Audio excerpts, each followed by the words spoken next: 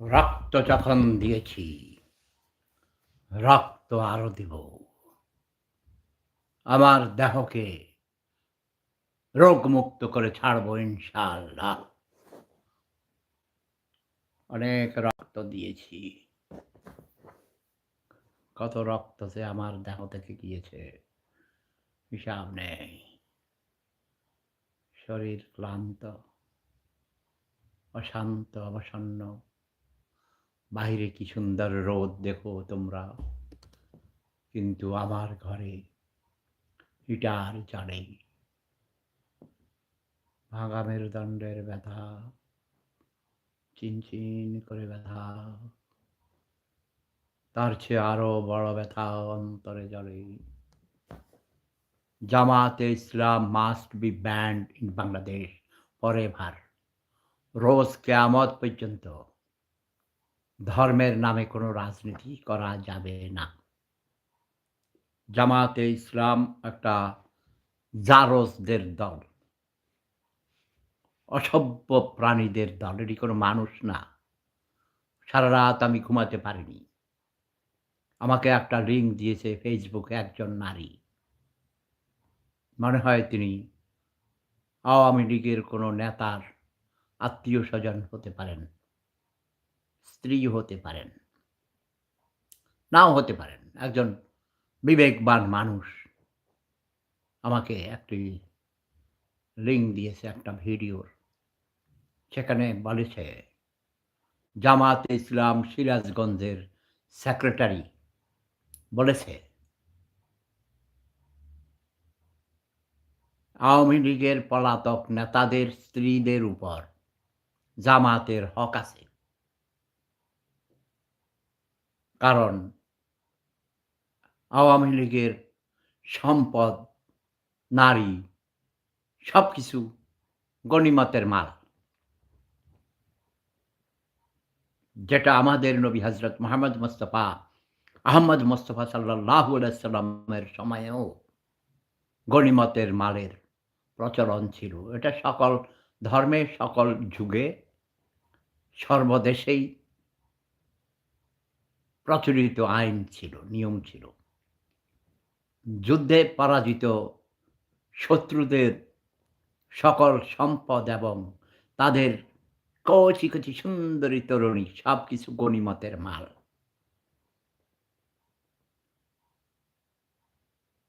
ওকে? এবং যারা বিজয়ী দল, যুদ্ধে যারা জয়লাভ করবে, তাদের মূল আকর্ষণই হলো নারী, সুন্দরী নারীকে ভোগ করতে পারবে। শত্রুদের স্ত্রী, কন্যা সবকিছু তারা ভোগ করবে, ভাগাভাগি করে নিয়ে যাবে। যার জোর বেশি সে পাবে বেশি সুন্দরী। আর গনিমতের মালের ৪ ভাগের ১ ভাগ পেতেন আমাদের নবী হযরত মুহাম্মদ মুস্তাফা আহমদ মুস্তাফা সাল্লাল্লাহু আলাইহি ওয়াসাল্লাম, যার সুপারিশ ছাড়া কেউ বেহেশতে যেতে পারবে না। শাফায়াত, আমার নামের সাথে মিল আছে। শাফায়াত ছাড়া মানে প্রশংসা ছাড়া, আল্লাহর প্রশংসা এবং সুপারিশ ছাড়া কেউ স্বর্গে যেতে পারবে না। এখন আমি চাই বিবেকবান মানুষগুলো জেগে উঠো। আজকে বলেছি আমি কয়েকজন বিএনপির নেতার সাথে কথা হয়েছে। বিএনপিরা হলো আসল গোলমালের মূল। এই জামাতে ইসলাম কোনোদিন এই দেশে রাজনীতি করতে পারত না, মাথাচাড়া দিয়ে উঠতে পারত না। জামাতে ইসলাম মানে জমের হাতে ইসলাম, জামাতে ইসলাম। জামাতে ইসলাম কোনো ইসলামের অনুসারী নয়। ইসলামের শত্রু যদি কোনো রাজনৈতিক দল থাকে বাংলার মাটিতে, সেটা হলো জামাতে ইসলাম। জমের হাতে ইসলাম, জামাতে ইসলাম। কত বড় স্পর্ধা! ওই শালার পুতের নুনুর গোড়া কেটে দাও। জামাতের আমির ডাক্তার শফিকুর রহমান সাহেবের দৃষ্টি আকর্ষণ করছি। তুমি আমার ক্যাডার ছিলে, জাসদ ছাত্রলীগের কর্মী ছিলে। ১৬টি ফগা, মিথ্যা কথা তো বলো 24 ঘন্টা তোর জন্মই হয়েছে মিথ্যা দিয়ে। ছাত্রলীগের ভিতরে তোদের ক্যাডার ঢুকিয়েছিলি শিবিরদের, তাই না? তোদের সুযোগ দেওয়া হয়েছে গর্ত থেকে বের করে আনার জন্যে। This is my politics. তোদেরকে গর্ত থেকে বিষাক্ত সাপ গর্ত থেকে বের করে আনার জন্যে একটু তোদের সুযোগ দিয়েছি। ডাকসু, রাকসু, সাকসু, সিকসু, ইকসু, মিকসু, খিকসু সকল বিশ্ববিদ্যালয়ে তোদের ছাত্র শিবিরকে জায়গা করে দিয়েছি। এটা this is my tricks, my politricks. This is not politics, this is super politics. তারপর খেলা বুঝবি তোরা। অন্য কোনো আমরা করলা কাটি না, ব্লেড দিয়ে করলা কাটি না, ছুরি দিয়ে রক কাটি না। আমরা শুধু আমার আইন নুনুর গোড়া দিয়ে কেটে দেয়া হয়।